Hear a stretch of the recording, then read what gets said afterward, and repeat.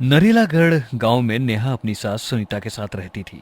कहने को तो दोनों बहुत ही अच्छी सास बहू थी, लेकिन किसी के घर का भेद कोई बाहर वाला कैसे जान सकता है।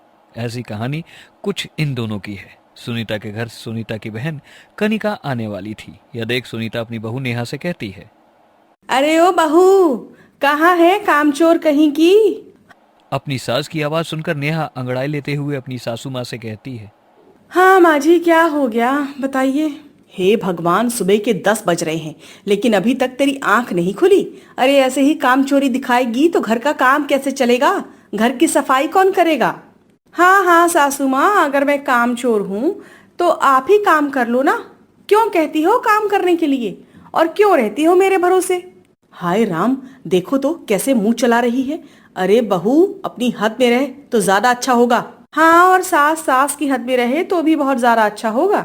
इतना कहकर नेहा अब नहाने के लिए चली जाती है और जब नहाकर वापस आती है तब सुनीता अपनी बहू नेहा से कहती है, बहू, आज शाम को मेरी बहन कनिका आने वाली है और मैं चाहती हूँ कि तू उसके लिए कुछ अच्छा सा बना। लेकिन सासू माँ, वो तो आपकी बहन है तो बनाना भी आप ही को चाहिए ना। अब बहन के लिए बहन नहीं करेगी तो कौन करेगा? हे भगवान, ना जाने मैंने कौन सी मनहूस घड़ी में इस कामचोर से अपनी बेटे की शादी करा दी। मेरी बहू एक नंबर की कामचोर है। अच्छा, अगर मैं कामचोर हूं तो आप कौन सा कमाऊ सास हैं? अरे मैं काम नहीं करती तो आप कौन सा काम कर लेती हो? और रही मेरी शादी की बात, तो वो तो आपकी किस्मत और समय दोनों ही अच्छा था जो आपको मेरी जैसी बहू मिली। नहीं बहू, मेरी किस्मत अच्छी नहीं थी। मेरी किस्मत और मेरे बेटे की किस्मत तो फूटी निकली जो मुझे तुझ जैसी बहू मिली और मेरे बेटे को तुझ जैसी बीवी, कामचोर कहीं की। हाँ हाँ, अगर आप इतनी कमासूत हैं तो आप खुद ही सारा काम करिए, मुझसे कोई उम्मीद मत रखिए। हाँ। इतना कहकर नेहा गुस्सा होते हुए अपने किचन में चली जाती है और चाय बनाकर पीने लगती है। उसको चाय पीता हुआ देख सुनीता कहती है, हाय राम, पता नहीं मैंने कैसी लड़की से अपने बेटे की शादी करा दी और कैसी बहू को अपने घर लेकर आ गई। अरे कैसे करमजली बहू लेकर आई हूं मैं। ये तो अपनी सास को कुछ पूछती ही नहीं। उसकी बातें सुन नेहा एक कप में और चाय ले आती है और अपनी सास को देते हुए कहती है, सासू माँ, आपकी बहू इतनी भी कामचोर नहीं कि अपनी सास को एक कप चाय ना पिला सके। वो तो आप ऊपर अपना मुंह बनाकर बैठी हुई थी ना, इसलिए मैंने आपको चाय नहीं दी। लेकिन मैं आपके लिए चाय जरूर बना के रखती हूँ। इस तरह दोनों सास बहू अपनी अपनी चाय पीने लगते हैं और शाम के वक्त कनिका अपनी बहन सुनीता के घर आती है। जिसके बाद कनिका अपनी बहन सुनीता से कहती है, अरे सुनीता दीदी, मुझे आए 2 घंटे हो गए हैं लेकिन मुझे अभी तक किसी ने चाय पानी पूछा ही नहीं। अरे बहू लाई हो या कामचोर?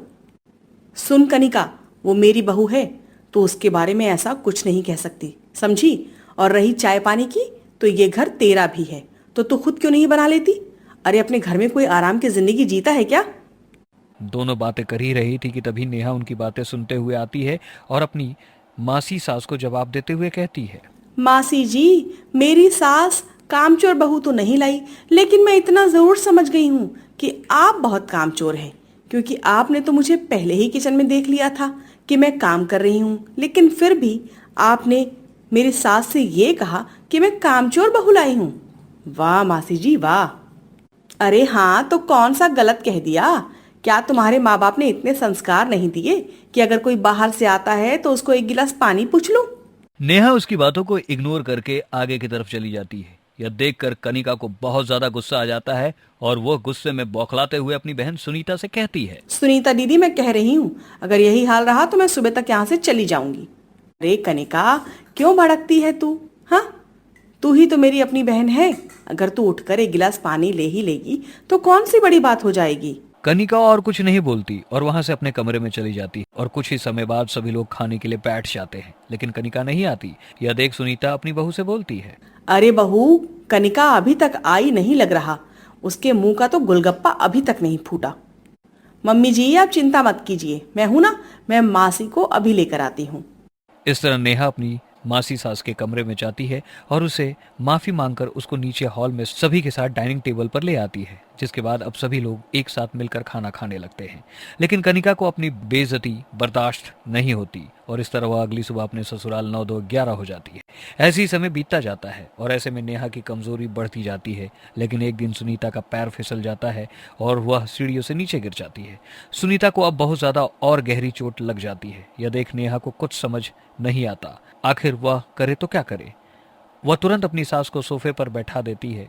कुछ समय बाद वह डॉक्टर को और अपने पति विनय को फोन करके बुला लेती है। जहां एक तरफ डॉक्टर सुनीता का चेकअप कर रहा था, वहीं विनय और नेहा चिंता में सर पकड़े हुए खड़े थे।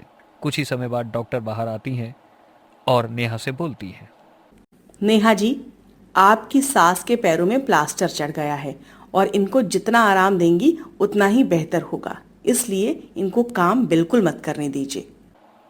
इतना कहकर डॉक्टर वहां से चली जाती है। यह देख नेहा खुद से मन में कहती है, हे भगवान, सासू माँ को तो प्लास्टर चढ़ गया और अब मेरे साथ काम में हाथ कौन बटाएगा। मुझे तो काम ही नहीं करना आता। आज मुझे पता चल रहा है कि कामचोरी कितनी बड़ी और गंदी आदत होती है। अगर आज मैंने थोड़ा सा काम किया होता तो शायद सासू माँ के पैर टूटने के बाद मुझे इतनी दिक्कत नहीं होती, जो दिक्कत मुझे हो रही है और झेलनी पड़ रही है। इस तरह अब नेहा घर की पूरी जिम्मेदारियों को खुद के सर पर उठा लेती है। जैसे तैसे घर को संभाल ही लेती है। एक तरफ वो अपना घर अच्छे से संभाल रही थी और दूसरी तरफ वो अपनी सास का भी खूब अच्छे से ख्याल रख रही थी। और कुछ ही महीने बाद अब उसकी सास भी बिल्कुल ठीक हो जाती है और इस तरह नेहा भी अपना काम चोरपना छोड़ देती है और अपनी सास के साथ खुशी से रहने लगती है।